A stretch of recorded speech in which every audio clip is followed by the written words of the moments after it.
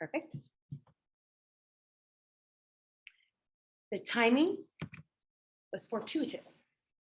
The insurance restoration industry was born to help people and businesses rebuild after a fire or flood.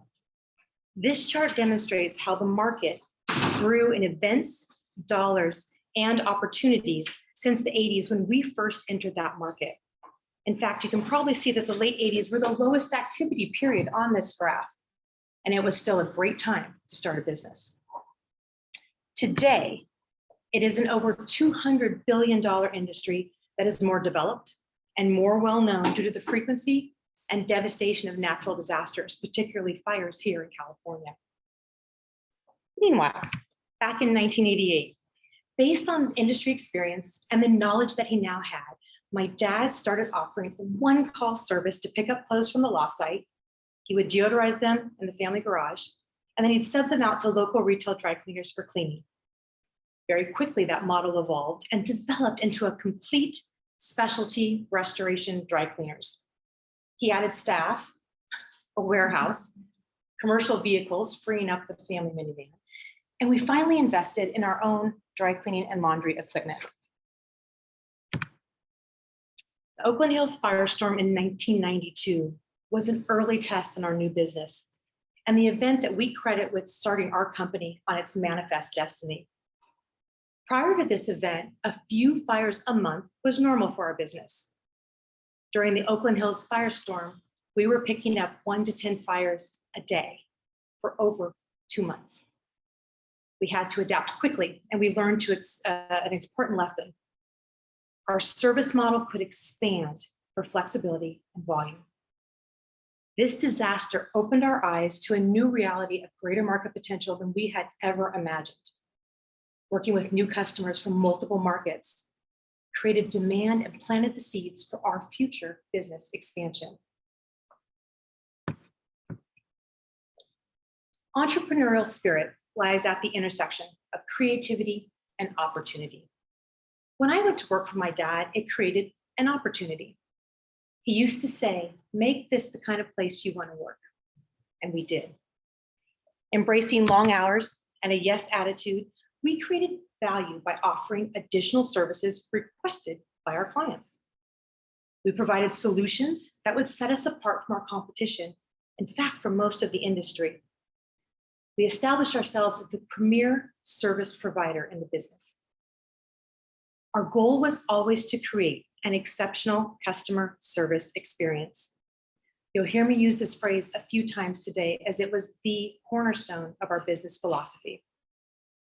In those early days, our customers were the contractors who gave us work and the homeowners that had the fires. Creating this positive customer service experience for each homeowner meant listening to what mattered most to them and trying to identify their unexpressed needs. We could then try to find a way to give comfort during their difficult time in a personal and unique way, what came to be known for us as goosebump moments. I'll share a personal example. We were on a lost site where the homeowner was exceptionally emotional and distressed. She had recently lost her husband and now was dealing with a fire loss. She kept referring to a message written on a little whiteboard on her refrigerator in the kitchen.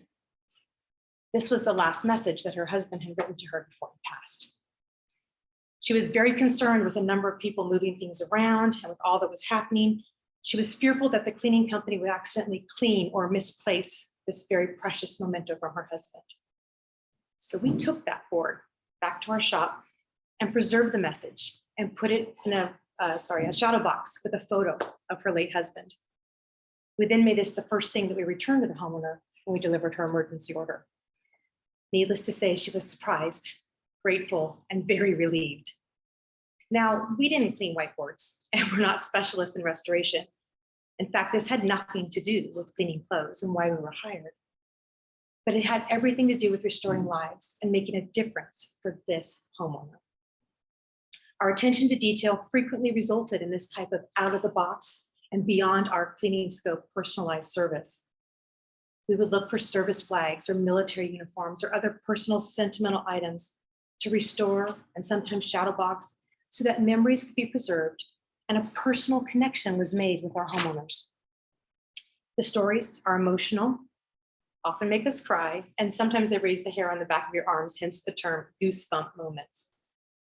They are the best example of our company culture and our dedication to creating an exceptional customer experience. This made us successful and proud of the work that we were doing. Examples of our customer service goosebump or wow moments, as he called them, were featured in a book by Carmine Gallo called The Apple Experience: Secrets to Building Insanely Great Customer Loyalty. Recognition in his book, along with the same customer service space as Apple and the Ritz-Carlton, celebrated our customer service dedication. So how did we execute this unparalleled customer service? Well, we worked hard. Part of offering outstanding customer service was always being available. Nights, weekends, holidays. We put the time in so we could build our client base and our brand reputation. We were in the emergency business where customers had already suffered a loss. Our entire focus was on restoring their lives. Come out on a Saturday? Sure, no problem. The contractor needed us to go 3 hours for a $100 order? Of course, we're here to support you. For the contractors that gave us work, our focus was to make their lives easier. We would clean anything they did not want to handle, making our service offering more comprehensive and creating our own niche and value. We would pick up from the lost site. Typical retail dry cleaners at the time did not leave their shops. We would get some of the clothes back to the homeowner within 24 hours, what we called an emergency order, so they had something to wear. Many of our contractor clients leveraged our fast initial response time to the lost site. We could usually be there in 1 to 2 hours from the call to secure the work order and start the overall service experience for the homeowners. Hard work for me also meant physical labor. In those early days, I did not have a desk job, although I worked at a desk from time to time. We were not afraid or put off by the physical nature of going to people's homes and picking up and packing out their dirty clothes. At the end of the day, our job was to help people who were experiencing a tough time, and that provided inspiration through that perspiration. We wore many hats: laundry and sales, janitor and accounting, driver and customer service.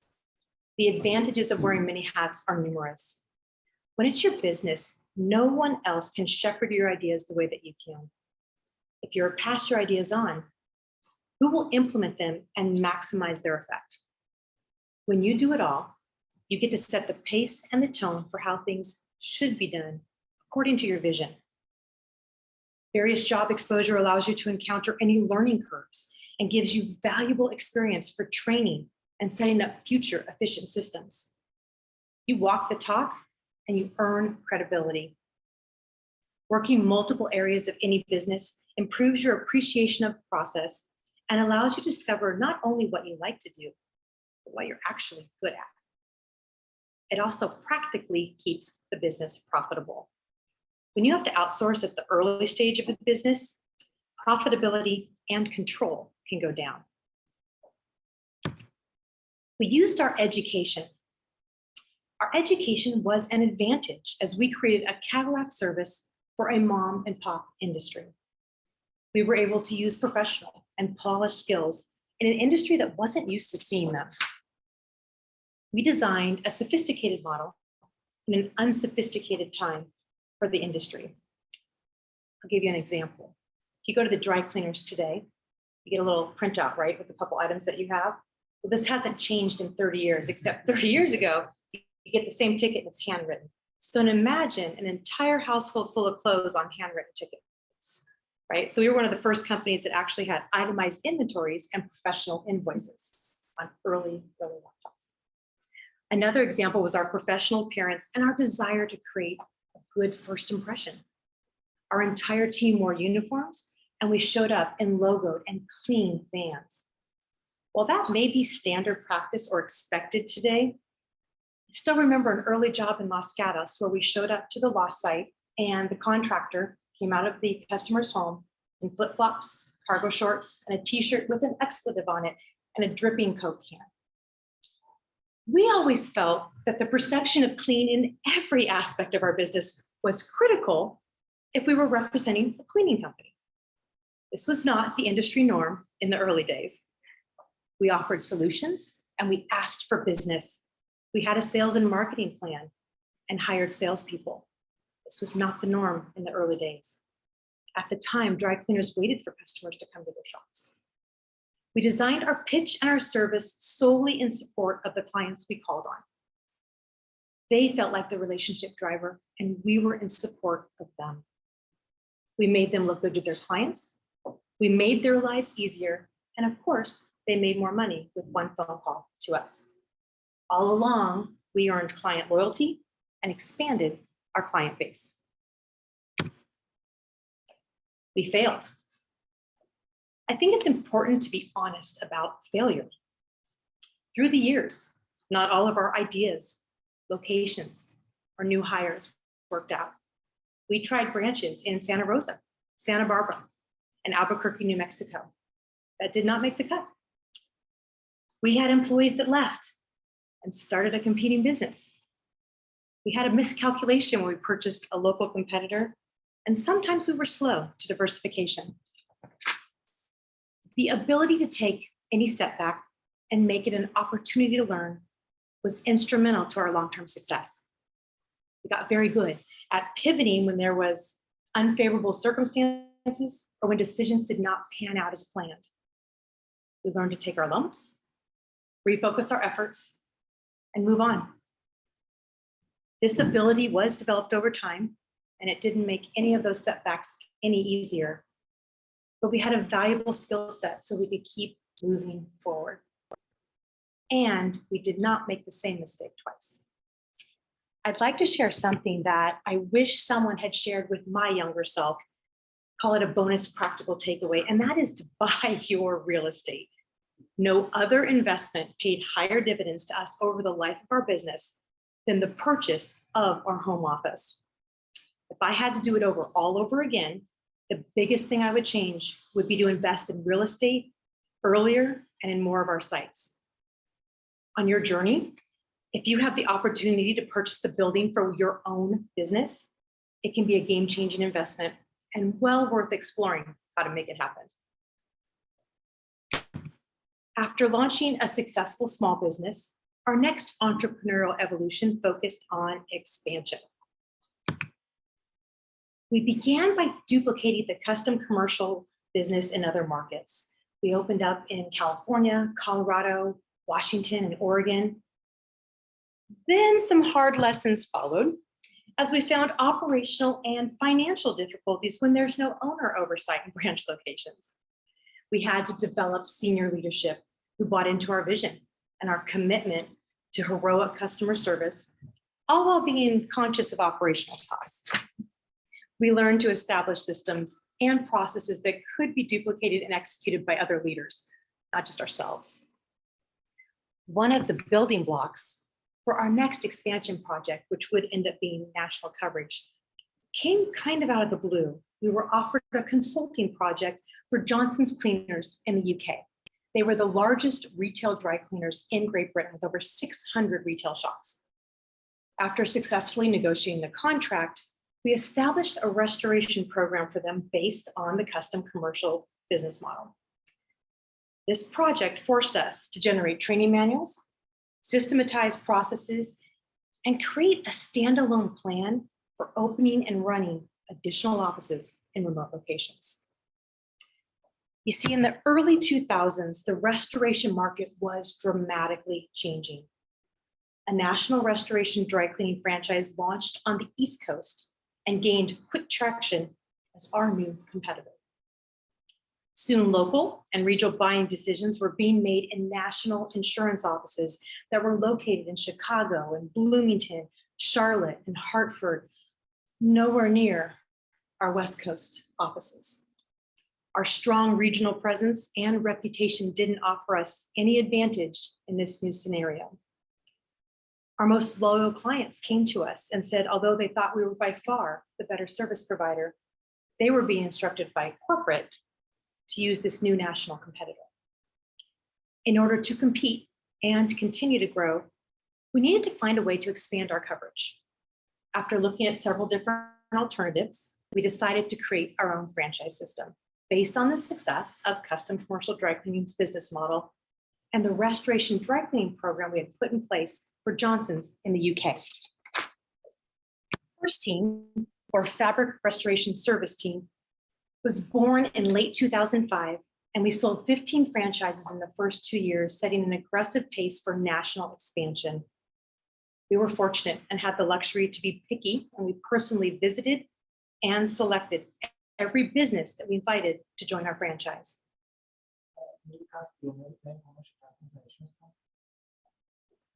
I'm sorry, I can't hear. Oh, the name FRSTeam?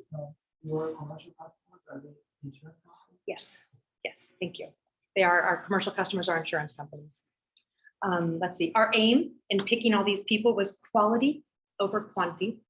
And we focused on businesses that shared our values and our commitment to helping people.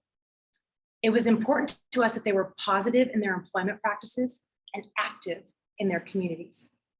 We wanted to stay consistent with our business model and our vision. I want to pause here for a side comment and share what I believe is a critical component of entrepreneurism, and that is courage. How many creative people have great ideas or vision, but lacked the courage to risk it all on a venture that they believed in? In our particular case, this change to our marketplace was a major industry disruptor, and we were really faced with two choices. We could circle our wagons and stay with our localized business model and the very real probability of decreasing sales, or take a huge risk and embark on establishing our own competing national franchise. With courage came huge risk, and this venture is not for everyone. In each area of expansion or acquisition of a competitor or purchase of a building, we guaranteed the funding with our own personal home and assets.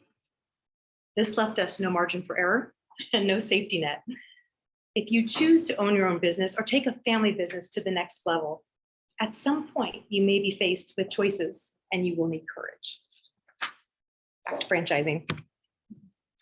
Though traditional franchising will argue otherwise, we determined that in the right system, the entrepreneurial spirit and a franchise model could coexist and even thrive. According to FranchiseGator, franchising falls under the umbrella of entrepreneurism. It's considered to represent an entrepreneurial partnership between two types of entrepreneurs, franchisors and franchisees. The main difference is that entrepreneurs generally consider being their own boss and doing things their own way their major advantage. Franchise systems, on the other hand, require adherence to rules and principles that enable all franchisees to function in a uniform way. Similarly, entrepreneurs and franchisees are both in charge of the day-to-day running of their businesses. The years leading up to our decision to become a franchisor, we had been approached to be a franchisee in that competing system, as well as another franchisee startup that didn't end up making it. We had less than positive experiences interacting with these franchise competitors. The negative way that they made us feel was a strong factor in shaping how we would present our franchise system. We had also worked with and got to know well a number of national cleaning franchisees over the years, and we listened carefully to their franchise experience and stories and complaints. We knew what we did and did not want to do with our franchise candidates. We tried to design a franchise system from the perspective, I should say, of a franchisee. We would set our franchise apart by hearkening back to those early custom commercial days. And we took our customer service approach and applied it now to these franchisees. Unlike other top-line driven franchise systems, our goal was to create a positive franchisee experience, as well as tangible value.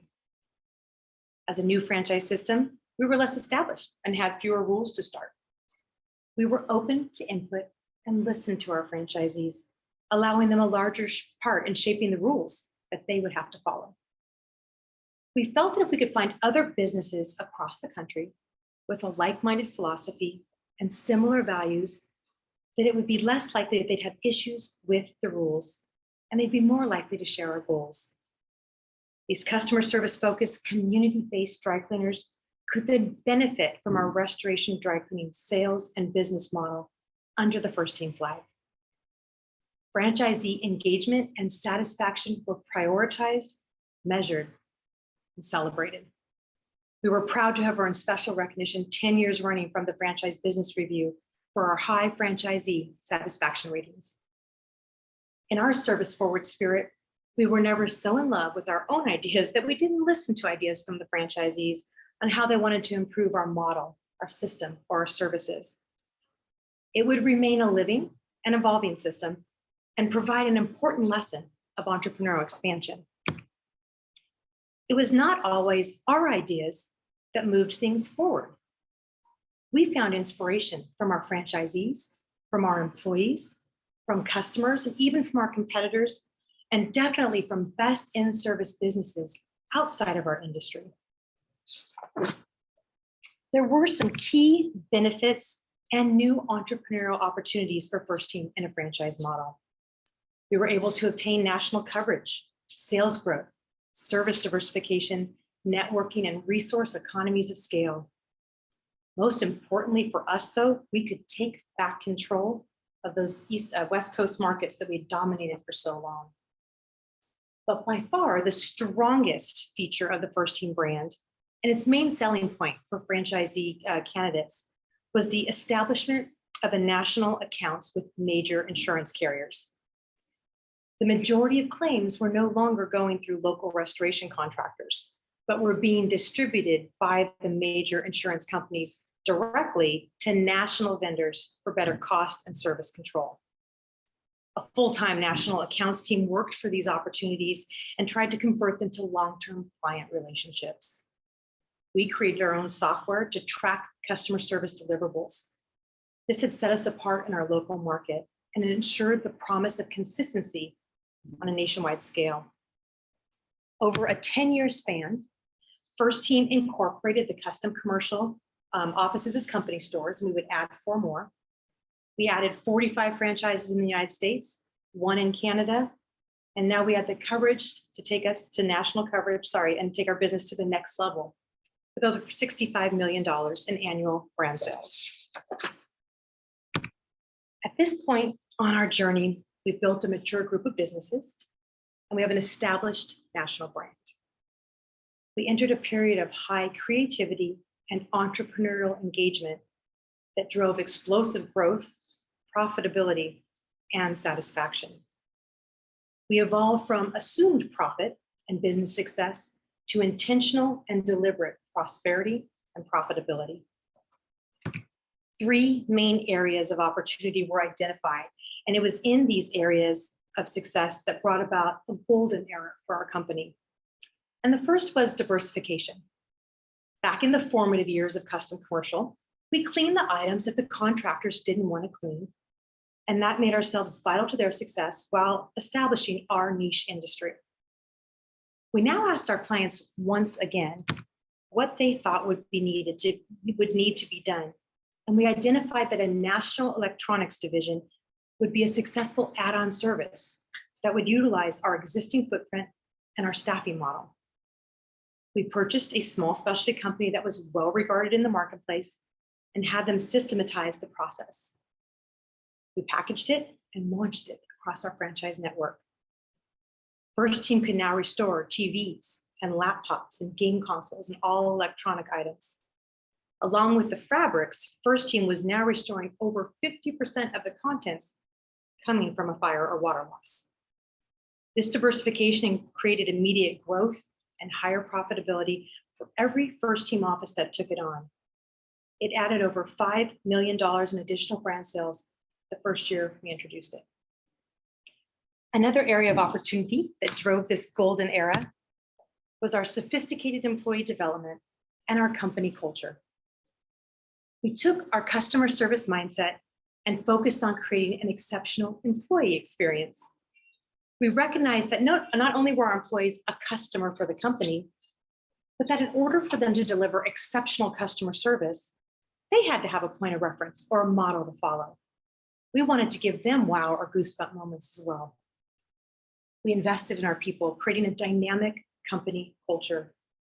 Creative employee education and leadership development were natural extensions of the process. Part of that company culture was a movement we simply referred to as everyone in sales or always be selling. We applied the classic upsell technique from McDonald's, do you want fries with that? To the new electronics division, asking on every new plane, do you want us to pick up the electronics with that? Most of them did. We also created a very unique company-wide incentive plan for custom commercial offices where every employee participated, from managerial to janitorial. This plan created remarkable results and some of the most rewarding growth that we had to date. When sales goals were hit, we celebrated, and every employee earned more. Our belief was that every FRSTeam employee contributes to the overall health and well-being of the company and is a valuable and critical part of our success. Self-growth was encouraged as every team member was recognized and respected as vital to our overall mission. In a time when hiring and employee retention are universal challenges for all businesses, we focused on creating an environment that attracted talent and engaged our employees. Our dynamic company culture, coupled with the restoration industry boom, maximized sales potential exponentially for the company at this time. The third critical piece was financial planning. Can't get away from it. Accounting and accountability matter. On a side note, the company's always had sales goals and budgets, but they were simple and very rarely followed up on, especially compared to the comprehensive models that we developed at this time. A powerful component of the period was our dedication to measured profitability. The company stores were run through financial analysis, making managers accountable to monthly budgets, including profit. We firmly believe that what gets measured gets managed. The company stores acted as a proving grounds for this financial model, which we then shared with our franchise community. If I could share a practical tip with you today from my point of view on this topic. If you want to increase your chance of success in the business world, especially if you plan to be a business owner, it's important that you learn how to read and understand financial statements. You don't have to be an accountant, but you do need to know how cash flow, expenses, accounts receivable management, and profit all work. I believe the ability to read the story that the numbers tell and then make informed and effective decisions is a critical skill. We were surprised to find that many of our franchisees were unprepared and unaware of their actual costs. They had issues and opportunities that they could have easily found with a regular review of their financial statements. Many had been successful by luck, not by intent. And I found that to be unpredictable and unsustainable in terms of running a business. Our passion to help franchisees understand their financials was another key differentiator for the FRSTeam brand. Franchisors traditionally focus on top-line sales. It's where they make their money. We wanted our franchisees to be successful and profitable. The combination of the financial-based analysis and management, abundant opportunities in the pipeline, courtesy of our national accounts team, and a proven profitable operations model provided by the company stores gave every owner and manager in FRSTeam a financial roadmap to success. The new ownership continued this course, and in my most recent conversation with current company leadership, they are on pace this year to do over $100 million in annual brand sales, a number that seemed unattainable 3 to 4 years ago. We found ourselves at a crossroads back in 2018. We were celebrating 30 years in the industry and over 13 years as a franchisor. We had enjoyed multiple years of double-digit profitability growth and a company culture that had developed capable and motivated leadership. Our horizon was filled with endless opportunities in the form of increasing sales, new markets, diversification, and a growing market sector. Our company was poised for the next big leap. But our industry, and particularly our business, were no longer under the radar, and unsolicited offers started coming in, leading to our next big decision. Among the factors that we considered in this decision were how to best capitalize on the next inevitable growth curve and diversification prospects, how to provide continued opportunities for our franchisees and for our employees, what commitment level would be required to provide motivated and dedicated leadership through this next major growth phase, and where were we with our personal goals. We discovered at this critical time that our entrepreneurial spirit was now filtered through a more risk-averse and conservative lens. There's so much opportunity on the horizon. Was playing it safe the right call for the company? I invite each of you to consider how you would define success for yourself and realize there's no right or wrong answer. Success is personal and it will change over the course of your life. Throughout my career, my dreams, my goals, and my definition of success have evolved. Success at one stage meant owning my own company. And then I wanted to establish a national brand. I started a family. I started a franchise. Franchisee satisfaction, employee satisfaction, being present for my kids and family, exploring philanthropy, mentoring, and helping others reach their goals. I found the only limitations to achieving my goals were my imagination and how hard I was willing to work. We constantly said how lucky we were, but it was hard work, an entrepreneurial mindset, and a focus on always creating that positive customer service experience, whatever phase we were in. That resulted in our ability to take advantage of a new opportunity and sell our companies, albeit a little earlier than we thought, to achieve a shared dream and retire early to start our next adventure. Thank you for allowing me to share some of my highlights from my entrepreneur journey with you today.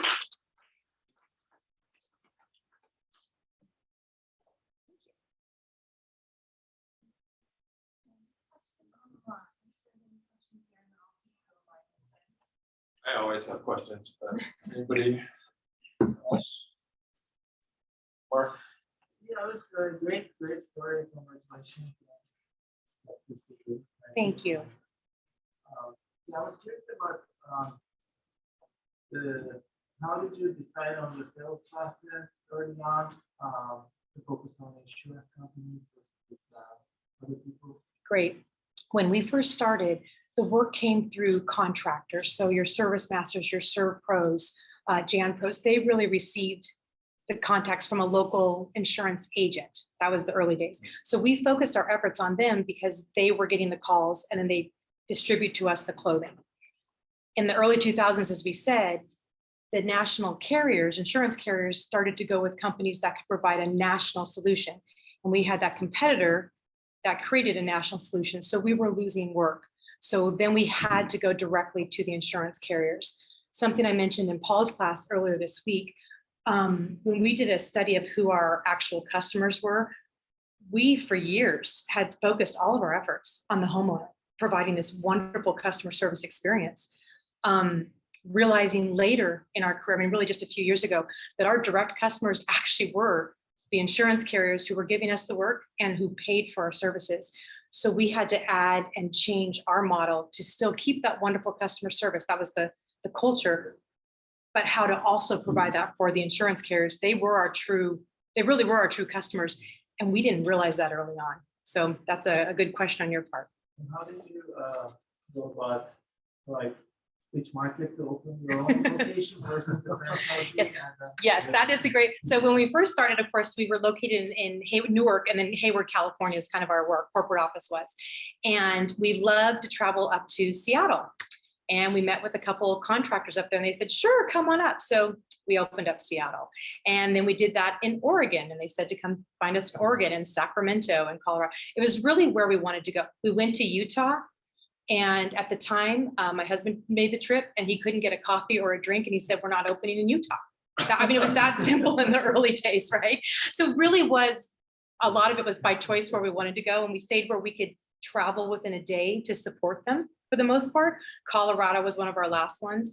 And then for franchises, we have a very unique model where we can service usually within a 2 to 3 hour radius of most large cities. When you go to a fire loss, you go 1 to 3 times. You don't have to go a lot of times. So we did not need hundreds of franchisees. We just needed a few, and that was based on who was best and best. We don't have anybody, or we didn't have anyone in the Northeast.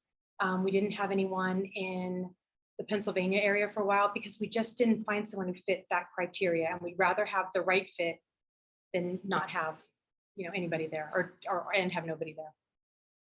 Yes. An online question. I'm going to unmute so everyone can hear online. What was your biggest obstacle when franchising?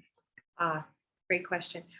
Probably the legal requirements. We went from a small business where we could do, really, if you wanted to do something, you just did it. There are significant legal challenges in franchising and responsibilities. They are 10-year commitments. The laws side largely with franchisees. Anything you promise, you have to deliver. So make sure, we partnered with a group called iFranchise when we started our franchise to help us develop our franchise plan. So that would definitely be one of the bigger obstacles. So we're talking about, by the way, Utah's changed a lot since then. So there might be more coffee shops. 100%. That was 1993. Yeah. So yes, it's much better. And we have an office there now. So do you think you could have grown as easily or as fast if you had done that yourself without getting the income from the franchisees and doing a franchise model? No. And the reason is, one, we would have had to dip our toe in something we weren't willing to do. We were not a very debt comfortable company. Yeah. And we didn't want to get outside financing. We liked having control. The other reason for that is personally, it was at that point we had, I think, 5 or 6 offices. It was a lot. And we needed people who could run very independently, very quickly. And we didn't have a lot of time. Franchising, we didn't want to be a franchise. I should say that. I didn't say that. We looked at every other possibility, but that was the quickest way to bring people in a contract that would hold, and we could provide this national coverage with very similar types of service. So I don't think we could have, not with the way we ran our business and were comfortable. Yeah, okay, so that makes sense. You weren't comfortable taking. No, we didn't want to take on. No. And so when you guys exited, you were exiting as a private company. You weren't public. Correct. Great. Can I ask what your profits were when you guys exited to figure out your multiple, your purchase? Or is that I can private? tell you offline privately. We're still on some, what's it called? NDAs? Yes. Okay. Yes. No worries. So you said you sold for 28 million or so? Okay, Yes. Are you comfortable saying what multiple that was? Again, I would have to. Okay, no problem. So I don't want to. Reach out to me. I'll give you the information. Yeah, no worries. Just stars. But yes, it was a number we never expected to hit. Again, we were coming off of really 5 incredible years. And with all those factors I listed, the market was just poised to grow. And it wasn't just the fact that it was the right dollars. It seemed to be the right company who we thought would take care and provide what was needed to grow. They had the financing behind them to take it to the next level. And also for the employees to give them more opportunity. Again, we realized we'd become very conservative. We missed the electronics, which was a phenomenal addition. We should have done that 3 years earlier. We passed on it 3 years earlier because we didn't need it.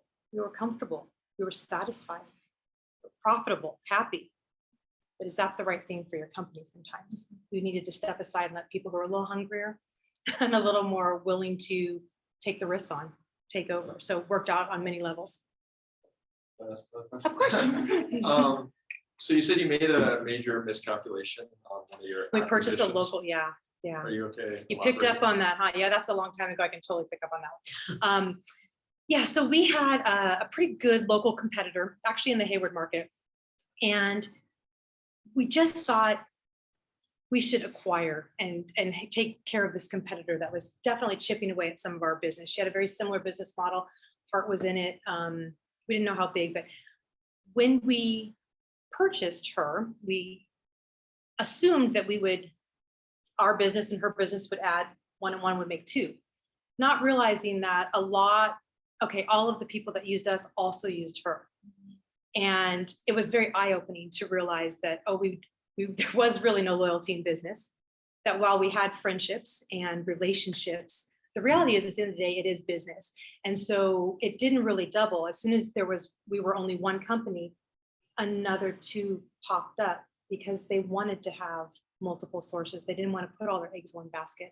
And we had not counted on that. So it wasn't a 1-for-1 makes 2 growth. It really was about 1.5. But a wonderful lesson for us in the fact that there was always going to be multiple competitors and that they wanted that. And no matter how loyal you thought they were going to need to use. And insurance companies, in fact, usually require 2 to 3 bids. So you can't have it all. And that helped our mindset a little bit. You can't have it all. Let's be the best and let's get the good work. What do we want to do? What do we want to focus on? But yeah, that was kind of our miscalculation. Yeah. Was it the enjoyment you had at the beginning when you started working and continued the company, or was it just the progress that you wanted to? Was it the money? No, I hope you can tell from when I talk, I absolutely loved what we did. At the end of the day, we got to help people. I worked with phenomenal people throughout the country, employees and franchisees. And to be fair, we were pretty much always profitable. So the money was there. So I can't complain. So that was absolutely part of it. We weren't a nonprofit. But I have to say we continued as long as we did because we loved what we did. There was just so many positives. And going back to my dad, make it the kind of place you want to work. We did. We had a good time. We got to help people. We laughed. We worked hard. The last few years with all these major fire disasters, we got to be in the heart of those helping communities. Those are wonderful experiences. And we were paid well. So both. You had a question too? Oh, yeah. What made your company stand out from your competitors? Good question. I would like to say a lot of it was at the heart, that goosebump moment culture, those wow moments, because they became how we talked about our company. When we shared stories about our people and ourselves and what we did, it was all about what we did for these customers. And they started to understand why we were doing it. Everybody picked up clothes. Everyone said they were the fastest, they were the best, they were the whatever it was. But we really emphasized that we cared, and we showed that in a number of different ways. Not to say other companies didn't, but I think we got very good at showing that, and consistently throughout the country, the feedback that we would get. It's one of the reasons I love staying too. I mean, I had people calling saying, thank you. In a dark time, your company made a difference, or this employee made a difference. And that makes you show up another day. So I would say that was a big differentiator. That and our software initially, we had an advantage. We really tracked our customer service deliverables so we could package and present that to the insurance carriers to really show we're doing what we're saying we're going to do. We're not just talking about how great we are. We're going to show you. So would you get reviews from your whoever you went? Mhm. Okay, so is that how you tracked everything, like getting reviews from people or to show? Yeah, insurance? reviews was certainly one. Reviews was one way. We were doing this long before they had these automatic systems that sent out, the emails. When the airlines, I think, were one of the first ones that started over, you started getting the automatic emails. We did something like that a long time ago when we first had our system, but absolutely feedback. And we tooted our own horns. Again, that everybody in sales is no joke. If an adjuster called to check on something, we were also saying, what else? Is there anything else on your desk that we can help you with today? Is there, how was your day? I mean, everyone just was so vested in the industry. It really made a difference, and definitely a differentiator compared to other companies. And if you didn't feel that way in our company, you didn't end up staying around very long. We were all pretty fired up about dirty clothes. Someone else had it. Yes. Yeah, so you implied that working or doing the consulting gig for the UK company Yeah. forced you guys to establish an SOPs, you know, standard operating procedures that you didn't have before. Do you wish you had done that earlier? Yes. Yes, I do. We were young. We were a young company. It was family run. It was my husband, myself, my brother, my dad. We made up a lot as we went along. And when I talked about working hard, it was us. But we didn't always have procedures and standards. And while we started to have some things, it was not formal. And when we went to Johnson's in the UK, it was this big company. They say, can we see, once they purchased what they were going to purchase from us, can we see your operations manual? I'm like, well, we'll have those ready in a week because we need to write it. We just didn't have them. So yeah, absolutely. We grew into being a business, and that really helped us. That was a tremendous growing curve and stepping stone for us, being able to work with them and having to start acting more like a big business and a real company, which we've been a little small company, fast and loose before that. Any other questions or comments? Can I ask why you guys were debt or investor averse? Yeah, you know, I really think it goes back to my dad. We just aren't a debt family. We were a company that always paid bills on time. It was not knowing, which is why it's something we didn't do. We didn't know any better about leverage and about, what we just didn't know. So we didn't take that path, and we never needed to. There was always Yeah, enough for that's what we amazing. wanted to do. We were very fortunate. I realized that. And we did look at that when we were considering how we wanted to grow. And it made us so uncomfortable being in debt to someone else and answering to someone else that was dismissed fairly quickly. We'd rather go through the legal of the franchise system, which is what we did, how we opted. Thanks. Sure. Thank you guys for your attention. I really appreciate that today. That was lovely. And thanks for having me.